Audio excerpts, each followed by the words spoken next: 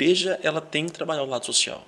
É da natureza, do DNA do cristão lidar com a sociedade e com aqueles mais pobres. Uhum. Isso é fundamental.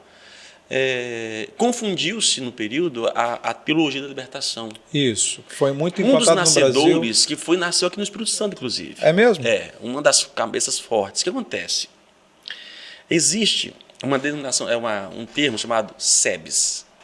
SEBS é Comunidade Eclesial de Base. Uhum. Isso. Que nasceu propriamente aqui no Espírito Santo, um pouco mais nas outras regiões do Brasil, que tinha esse cunho, ou seja, de comunidades menores, estar junto ao mais próximo do povo, e ali a preocupação daquela comunidade era evangelizar, mas também era para gritar pelo quê? Pelo esgoto, direitos sociais. Ou seja, houve um problema nesse sentido, que era nos anos 80, 70, 80, Isso. em que realmente a igreja se tornou a voz daquelas pessoas.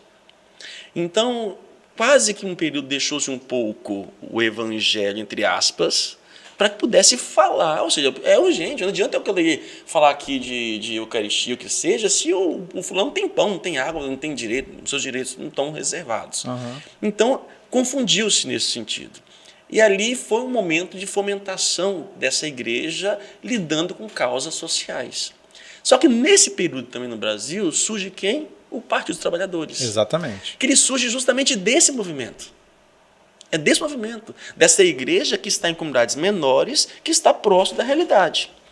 Aí tem até que tem muito a ver com o desenvolvimento do comunismo em Cuba, que tinha esse princípio. Tanto Che veio para os países da América do Sul, América Latina, para libertar, entre aspas. Foi para a África. Mas em momento algum esse movimento foi prescindir de Deus.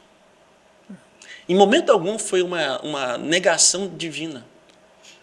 Como o comunismo quis abolir. Exatamente. E em nenhum momento também houve um desejo, a teologia de libertação, que tem suas coisas belíssimas, em momento algum foi um desejo de nivelar, acabar com o capitalismo, com o lucro, como se todo mundo fosse todo mundo igual. Em nenhum momento da teologia de libertação houve esse auge, essa bandeira. Houve uma inquietação, um questionamento em muito rico, pouco rico e muito pobre. Isso. Então, e aí as pessoas foram confundindo, alguns personagens foram surgindo. Leonardo Boff, por exemplo, era direto aqui no Espírito Santo. Os encontros intereclesiais que foram surgindo. E aí essa ideia política estava muito presente no mundo religioso. E aí até dizem, né? A Igreja Católica fez opção pelos pobres e os pobres fizeram opção pela Igreja Protestante. Porque eles viam os direitos sociais da Igreja Católica, conseguiam as bases da Igreja Católica, mas a palavra de Deus alimentava na Igreja Protestante. Então, ou seja, isso aconteceu. Só que isso foi se desenvolvendo. A igreja sempre preocupou-se com o social. E deve ser. Só que hoje falar de social, falar de pobre, é levantar a bandeira. É levantar a bandeira. Só que assim, a igreja tem que falar sobre essas questões. Alguém tem que lutar por essas pessoas. Então, nunca houve, dentro de organismos da igreja, que fosse comunistas no ponto considerado comunista como é a Rússia. Que dentro desses movimentos surge a esquerda no Brasil, surge. Exatamente. E que nasce justamente desse movimento. E que nós temos pessoas, padres, que têm ligado a isso? Tem. Como tem gente que é direita e esquerda em qualquer lugar.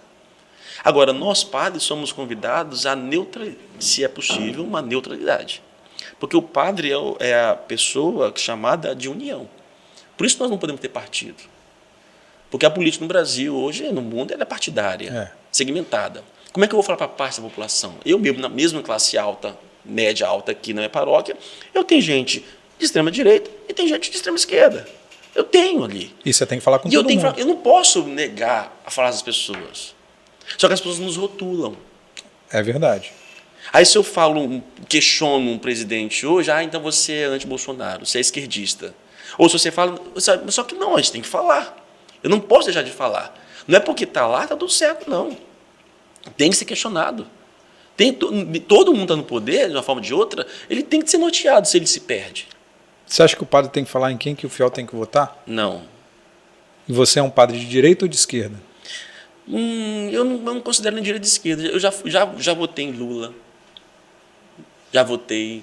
Não votei no Bolsonaro, até porque no segundo turno eu não estava aqui, estava viajando. Mas votaria nele?